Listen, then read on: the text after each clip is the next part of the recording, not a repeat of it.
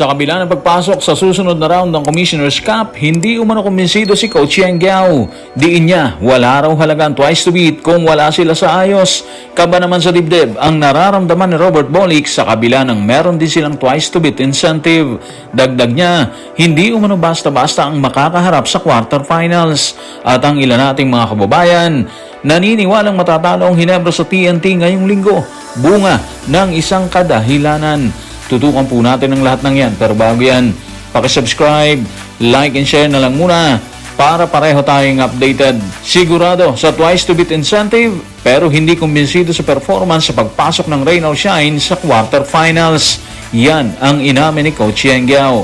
Banggit pa niya, walang kwenta ang lahat kung papasok sila sa susunod na round nang wala sila sa hulog.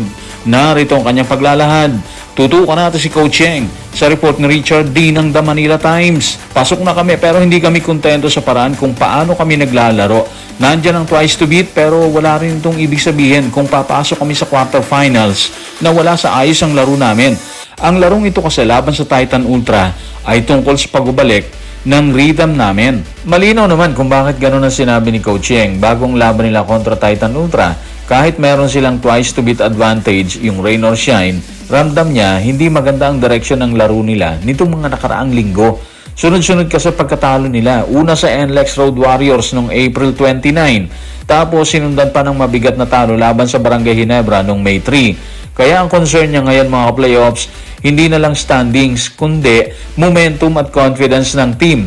Kung mananalo sila ngayong gabi laban sa Titan Ultra, malaking bagay yon psychologically. Hindi lang dahil matatapos nila ang elimination sa panalong momentum, kung hindi maibabalik din nila yung kumpiyansa at rhythm ng team bago ang quarterfinals. Mahalaga yon lalo na sa sistema ng Rain or Shine na nakaasa sa energy, pace at aggressiveness.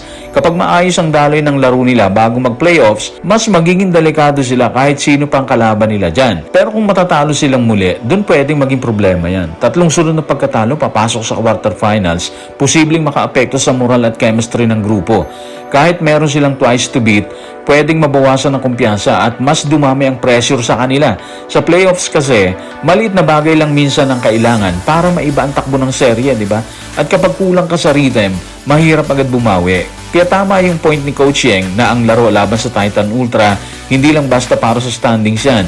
Para sa kanila, ito ay pagkakataon para maibalik ang tamang timpla ng team bago magsimula ang pinakamahalagang bahagi ng conference. Dahil alam niyang ang playoffs, hindi lang talent ang labanan. Malaking bagay rin ang momentum, kumpiyansa at kung gaano kasabay-sabay ang buong team pagpasok ng quarterfinals. Sa kabila naman ng pangunguna sa kasalukuyang Commissioner's Cup, tila may takot sa dibdib si Robert Bolick sa pagsisimula ng quarterfinals. Partikular na tinukoy niya ang posibleng kalaban na SMB, Magnolia or kahit sino pa na nasa ilalim. Ayon sa kanya, hindi talunan ng dalawang team or ang mga team na nasa ilalim kung hindi hinog sa karanasan. Narito ang kanyang kwento. Tutukan natin si Robert Bolick sa report ni Reynald Magalion ng Manila Bulletin. Dapat hindi ganito yung laro namin. Sana maging eye-opener to. Halos lahat ng games namin na laging ganoon, di ba? So baka pagdating sa dulo, hindi papabor sa amin. So dapat hindi kami malagay sa ganitong situation. Dapat ready to play kami kahit sino makalaban namin. Kasi yung 7 or 8 spot, hindi naman talunan na team yan. Championship experience na team yan at alam ni Coach yan. Well, malalim yung point ni Robert Bolick dito mga playoffs dahil kahit number 1 seed ang NLEX Road Warriors at meron silang twice to beat advantage, random mong ayaw niyang magpakakampante yung team. Yung halos matalo sila ng Titan Ultra, parang naging wake-up call yun para sa kanila. Kasi sa playoffs, kapag paulit-ulit kang nalalagay sa alanganing sitwasyon, darating ang point na merong team na talagang sasamantalan yan.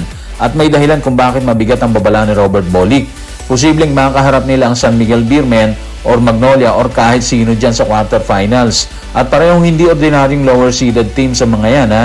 Ang SMB punong-puno ng championship experience at kayang sumabog anumang gabi lalo na kapag umiinit ang outside shooting at gumagana yung sistema nila dyan. Ang Magnolia naman, kilala sa physical defense, pressure at kakayahang guluhin ng rhythm ng kalaban.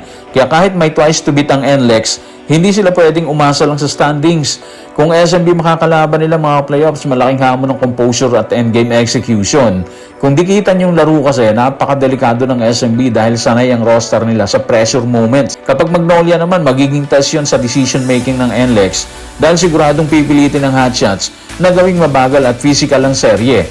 Sa parehong sitwasyon mga playoffs, pwedeng mawala agad ang advantage kapag naging careless or mabagal ang simula ng NLEX. Kaya tama si Robert Bolick, gawing eye-opener ang nangyari laban sa Titan Ultra dahil sa quarterfinals, isang off night lang pwedeng magbago agad ang buong momentum. At kahit hawak nila ang twice to beat, malinaw na alam nila na hindi sapat ang pagiging top seed lang. Kailangan nilang pumasok sa playoffs na mas matalas, mas disiplinado, at mas handa sa mga championship caliber teams na posibleng sumalubong sa kanila dyan. Samantala, hinuhulaan namang matatalo ang Ginebra sa TNT Tropang 5G ngayong linggo. Ayon sa ilan nating mga kababayan, safe na raw sila sa quarterfinals. Duda raw sila kung makikipagbasagan pa ang grupo ni Coach Tim sa oras ng laban, maliban umunong pagbigyan ng fans. Narito ang kanilang pahayag. Tutukan natin si Anonymous sa comment section ng playoffs sa Playoffs YouTube channel. Abangan sa linggo kung mananalo ba ang TNT against Barangay Ginebra. Pero duda ko matatalo ang Ginebra kasi safe na yung position nila. Wala nang dahilan para makipagpalitan pa ng mukha, manalo lang. Pride na lang siguro at pagmamahal sa fans kung trip pa ng Barangay Ginebrang ipanalo ang laban sa Sunday versus TNT. Sa isang side, may point yung pananaw na safe na ang position ng Barangay Ginebra kaya posibleng hindi nila pilitin ng todo ang laban kontra TNT Tropang 5G. Pero mga ka-playoffs, mahirap ding isipin na basta na lang bibitaw ang Ginebra, di ba? Lalo na sa ilalim ni Coach Tim Cone. Kilala kasi ang sistema niya na gustong laging tama yung momentum at rhythm bago mag-playoffs yan. Kaya kahit secured na yung pwesto, importante pa rin sa kanila ang maayos na performance. Isa pa mga ka-playoffs, malaking factor ang pride at confidence.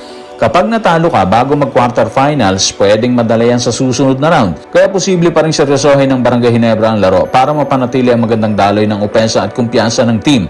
Lalo na't may players silang gustong manatiling mainit tulad ni Justin Brownlee at ng kanilang mga shooter. Sa side naman ng TNT, mas desperado sila kasi nga mas mabigat ang epekto ng laro sa kanila. Kailangan nila ang panalo para gumanda ang position at momentum papasok sa playoffs. Kaya asahan na mas agresibo at mas mataas ang urgency nila kumpara sa Barangay Ginebra. At kapag ang isang team ay mas desperado, kadalasan mas dangerous sila, mas mapanganib. Sa kabuuan, posibleng ang may konting advantage ang TNT sa motivation at urgency.